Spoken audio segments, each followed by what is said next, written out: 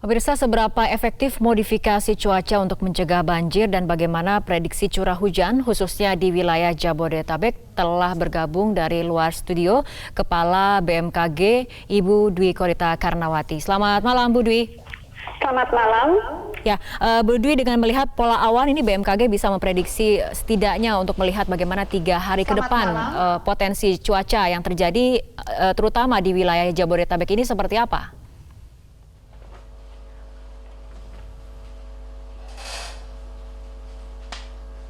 Bu Dwi.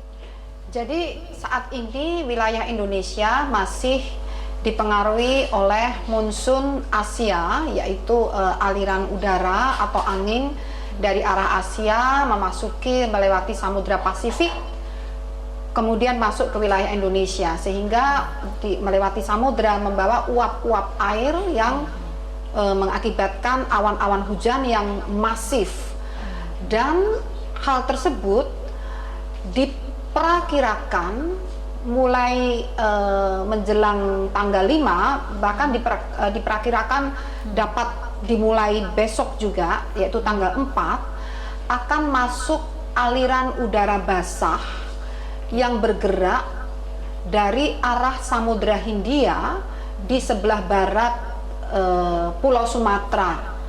Jadi aliran udara basah ini tentunya berdampak pada terbentuknya awan-awan yang tebal, awan-awan cumulonimbus yang tebal yang berpotensi menimbulkan hujan lebat dan bahkan dapat bersuperimpose atau menguatkan aliran udara yang dibawa oleh monsun Asia sehingga menjadi intensitas ekstrim.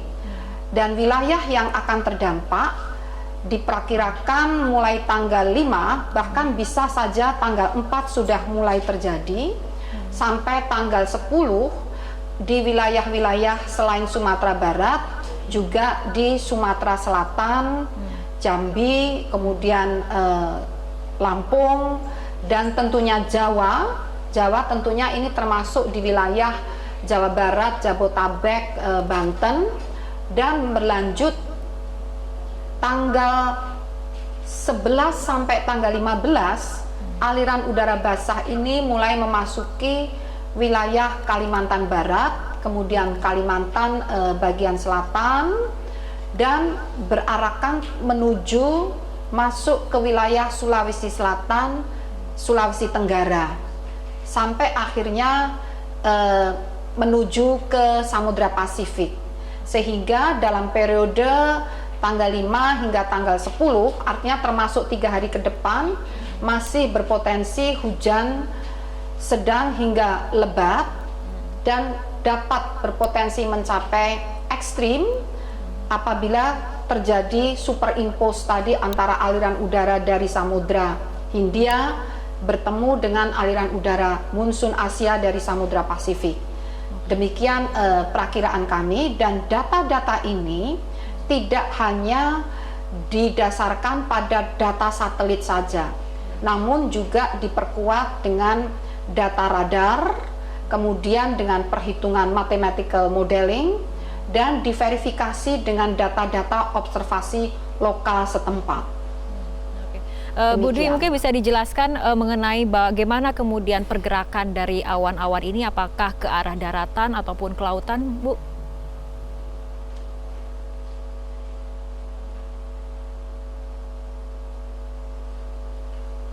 Baik, jadi sebetulnya aliran udara yang membawa awan hujan ini bergerak di sepanjang ekuator.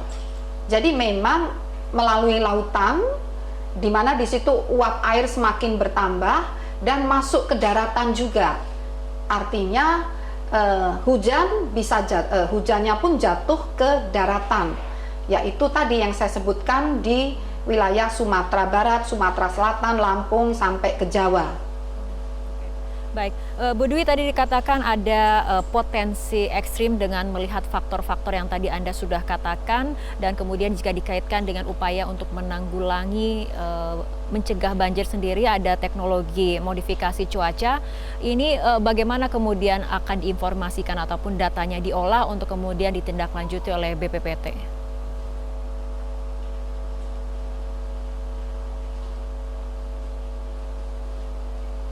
Benar sekali, BPPT dengan BMKG dan BNPB selalu bersama-sama. Kami juga ke lapangan bersama, data juga terintegrasi atau terutama ke BNPB, data kami terintegrasi ke BNPB dan khusus untuk pelaksanaan penerapan teknologi modifikasi cuaca berdasarkan dengan perakiraan cuaca yang disampaikan oleh BMKG. Jadi memang benar salah satu pertimbangannya adalah melihat kondisi perawanan yang kami sampaikan. Ya. Hari ini sudah dilakukan modifikasi cuaca dari pantauan data di BMKG sendiri, seberapa efektif ini kemudian mengurangi curah hujan itu sendiri?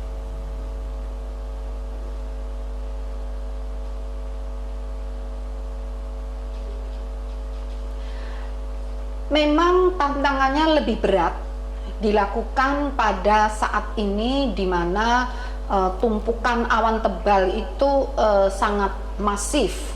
Ini beda pada saat kita menanggulangi kebakaran lahan hutan. Saat itu justru kekurangan awan, problemnya kekurangan awan. Jadi untuk menyemai bibit-bibit awan itu sulit untuk mencari awan. Kalau saat ini justru sangat kelebihan awan. Sehingga tentunya upaya ini perlu kita kita dukung, kita doakan agar mereka juga sangat profesional mestinya ya. Jadi tantangan-tantangan tersebut dapat teratasi demikian.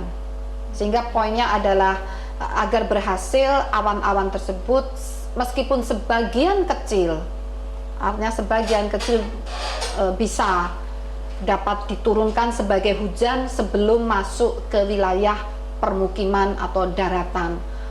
Seberapa persen pun insya Allah itu dapat membantu mengurangi tingkat intensitas tersebut. Ya, Bu Dwi, BMKG kerap berbicara mengenai puncak musim hujan seperti itu. Sebetulnya apa arti dari puncak musim hujan itu sendiri? Apakah memang dari segi intensitasnya lebih tinggi atau seperti apa?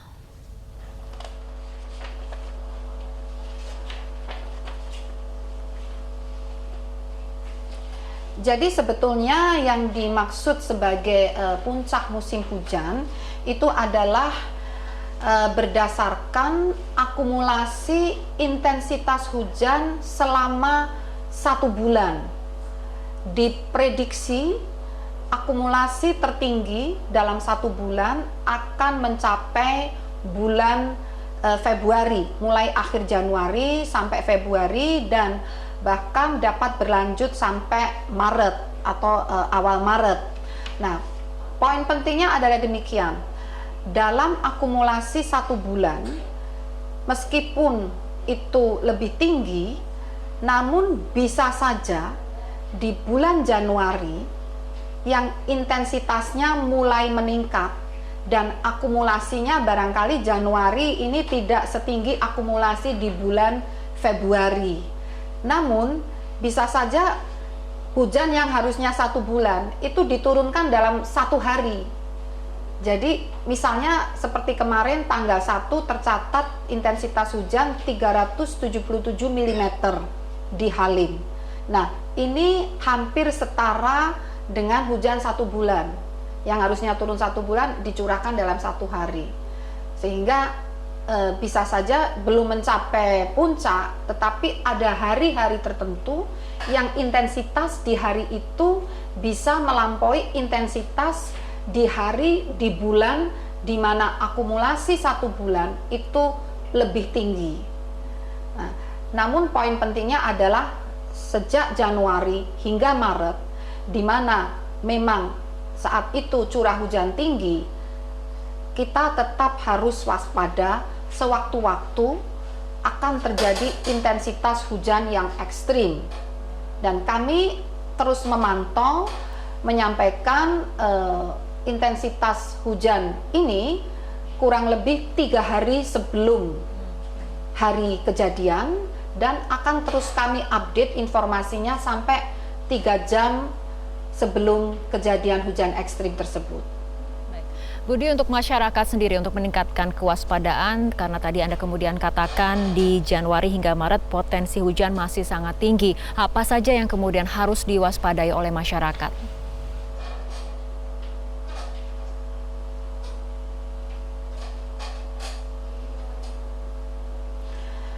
Kami mohon agar masyarakat lebih memperhatikan peringatan dini cuaca ekstrim yang akan dan terus selalu kami update secara real time melalui berbagai media dan kanal, terutama saat ini banyak yang menggunakan sosial media, jadi juga melalui sosial media, melalui YouTube, juga melalui website BMKG, serta juga melalui radio dan televisi.